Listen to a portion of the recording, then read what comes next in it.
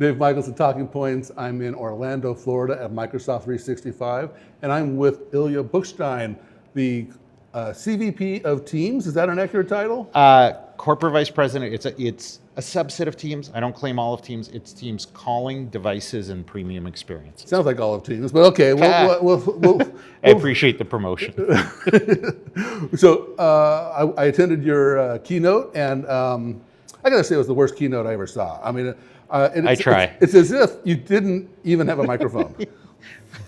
So what Dave's joking about, because as if real life wasn't bad enough, was we had to do take two of the keynote because when we showed up to take one, they didn't know a session was supposed to be there. So they had a table with no mics, no wires, nothing. But a room full of AV people. Yeah, like apparently like 700 people sitting there. So I couldn't even make an announcement because there was no mics to the room. But eventually we got rescheduled. I really appreciate you and the other 700 folks showing up. Yeah, you had a pretty good crowd for a rescheduled event. That's hard to get the word out. Yeah. So I did learn a lot in that session. I was surprised I learned a lot because I thought I was pretty up to speed on everything there. But you learned a lot. So let me go through a little bit of what you talked about here and let you communicate it to our millions in the audience here. You started off with two statements, and it's like two extremes basically. You said AI enhances business as usual. Okay, I know where he's going with this one. I know where he's going with that one. And then you said AI replaces humans at scale, and it's like, whoa, you're not supposed to say that.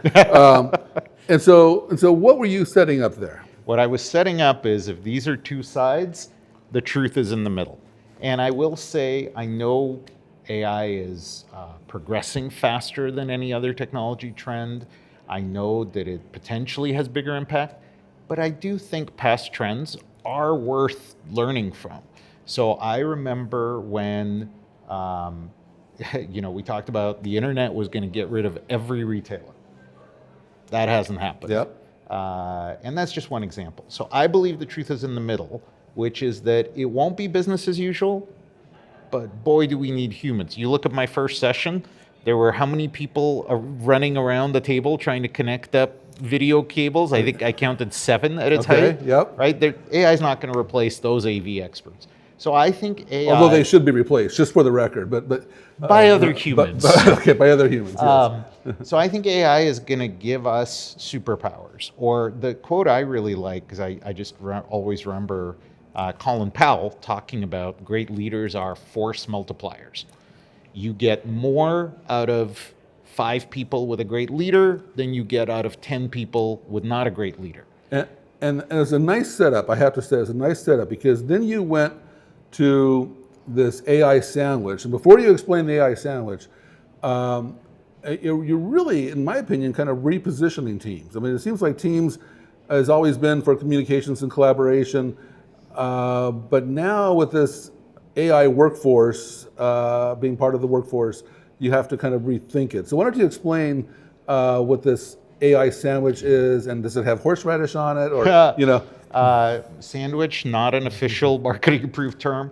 But look, the way we think about it is that Teams, as you said, has been the place where people communicated and collaborated with each other, with their teams, their organizations, their companies, and other companies. Still is, hundreds of millions. Now we add a foundation of AI-based knowledge and inferencing about every one of those interactions. That's WorkIQ. WorkIQ is our database, if you will, with AI knowledge around it of your emails, documents, chats, meetings, everything that you do in Microsoft 365. So this is important because WorkIQ threw me off because you've got so many terms for AI, right? You've got Microsoft AI, you've got GPT AI, now you've got Cowork AI. So then you start talking about WorkIQ. So I thought that was an AI, but it really is the data for the AI. Correct. It's the data with the inference models on top of that. So WorkIQ is available as an MCP, for example. It is the reasoning and search around all of the data of your work. So that's the foundation. We also, of course, have Copilot. Copilot is a personal assistant and orchestration user experience. You can go into Copilot chat, you can go into Copilot in Word and Excel, your other documents, and it also uses WorkIQ, but it's your personal assistant. What's in the middle is Teams. We are the middle of that sandwich where it is the place where humans and agents, Microsoft agents and third-party agents, will communicate, collaborate, meet, make decisions based on WorkIQ. And all those decisions, all that knowledge, context, will carry through and be available to you through your personal assistant, through Copilot. But we will have facilitator agent, interpreter agent, other first-party agents, agents from third parties available to you as that force multiplier where you communicate and collaborate in Teams.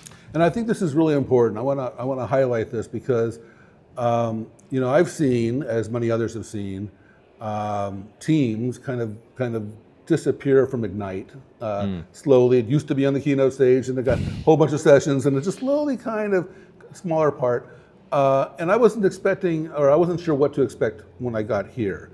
And what I was pleased to hear, and what you're describing with the sandwich, is that Teams has all of a sudden got like a whole new, a new life. It's been a rebirth, because it's now central to your AI strategy, which is, if it's not part of an AI strategy, it probably isn't going to do very well here. So I think this is a really important message. I thank you. I'll use the plug to say I hope everybody comes to our next Microsoft 365 Community Conference, because it is where you can hear from Microsoft and other users of M365 specifically about collaboration communications.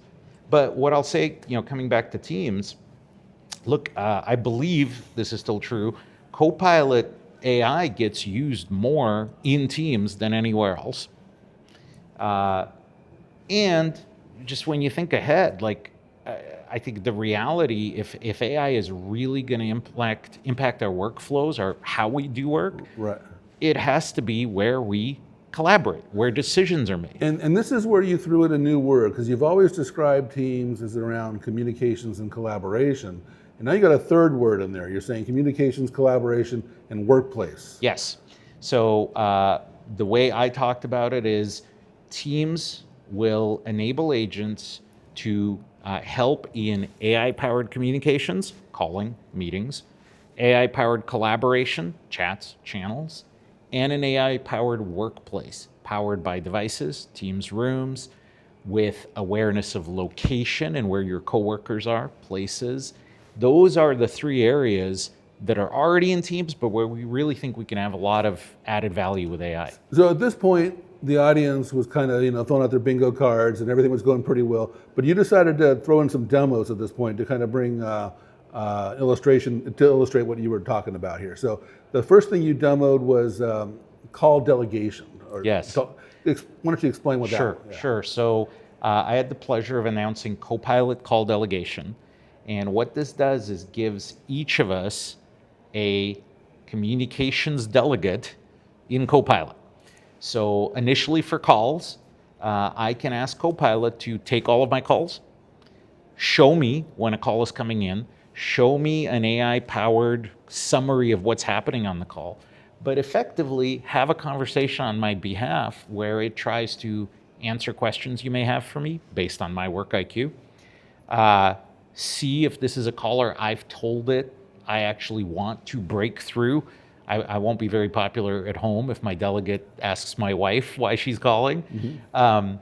And take specific actions like scheduling a meeting as a follow-up if I'm not available. And so that's something we're going to continue to enhance and add more and more capabilities to. But the reason I was so excited about it is it's the first time that we are having Copilot act as a personal communications delegate, AI-powered delegate. Now, some other vendors have launched products. They usually go by the term AIR, AI receptionist. Yep. This is more of an individual, personalized experience. That's right. Yeah. So that's why I say, as far as I know, it's the first product in its class where it really is a personal delegate. Now, of course, we know that groups of people need group communication tools. So we have the Queues application where you can manage whether it's a branch or a help desk, you can manage a group of people in teams.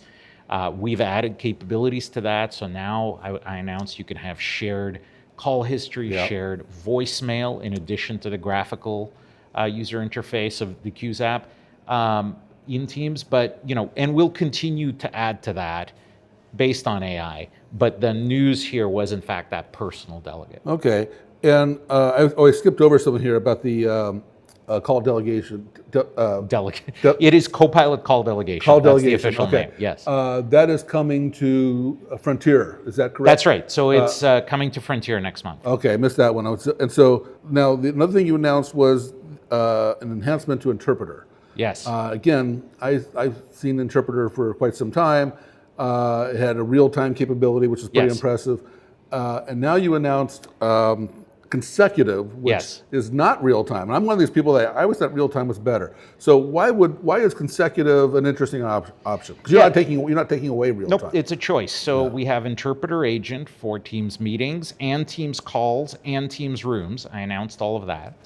And so what that lets you do is, as a user on a call or in a meeting or as a room, you can say, here's my native language. I'm going to speak that language and I want to hear in that language. And what we initially did is said, great, as soon as you start speaking, with a couple of seconds delay, as soon as we kind of start being able to translate, we will cover up your audio with something that sounds like your voice, but it's in another language. That turns out is really good for large events. So if I'm presenting, most everybody else is quiet, that's kind of what you want. But for smaller meetings or one-on-one calls, we heard a lot of feedback that, that's sort of culturally rude. Like, I don't want your voice covering up Dave's voice. I want to let Dave finish, and then I want the interpreter to tell me what Dave said. And that's exactly what we launched. So sequential interpretation is where the interpreter agent is more polite, if you will, stays quiet, and then as soon as you or I are done talking, it interprets to whatever language. Now, you just said sequential, but I think you called it consecutive. Yeah, I apologize. First mistake on this video. All right. So, okay. So moving along here, we got a lot to cover. Recaps. Yes. Old stuff again. What is this with the old stuff? Is there something new here? There's a lot new. So recap, what we call intelligent recap, has actually been, I think, the most used AI feature that Microsoft has shipped. But AI is moving very quickly. We're not going to stand still. What we heard from customers is, this is great. Can you make it tailored for me, how I want to get the recap? So we launched recap templates and custom recaps. So that lets me do things like say, hey, instead of a full recap, give me an executive summary. Or I want a recap that is by speaker. I want to know everything Dave said, everything Ilya said, everything Kendra said. Or I want an audio recap. I'm driving. I don't want to read it. Go ahead and create a podcast. Or, and this one is my personal favorite, I was able to announce and demo video recap. So video recap takes any meeting that's at least 15 minutes and creates an AI narrated video summary. Yeah, this surprised me because I was expecting to show a bunch of video clips from the meeting one after the other, but it did that, but it had the narration to help follow the gap. So I can take a 30-minute to 1 hour meeting. I can watch a 5-minute video with an AI narrator. It will pause and let me hear what it thinks is important from a speaker. If you said something brilliant, which I'm sure you do, it'll let me hear Dave for however many seconds. So it creates this video podcast that I can consume, but it's 5 minutes instead of an hour. The next one was you're making some updates to Teams events. Somebody at Microsoft remembered you had an event platform. Is that? Come on. So yes, and since you brought up history, so we used to have Teams live events. We have been trying very hard to migrate our customers to our newest offering, which is town halls and webinars. Yep. Town halls and webinars are actually built on the same platform as meetings, whereas live events was a different platform. And when I took over events about a year ago, our customers said, hey, you know what, your town hall product's not ready. So we delayed retiring live events, and now we are ready. everything that was in live events is in town halls.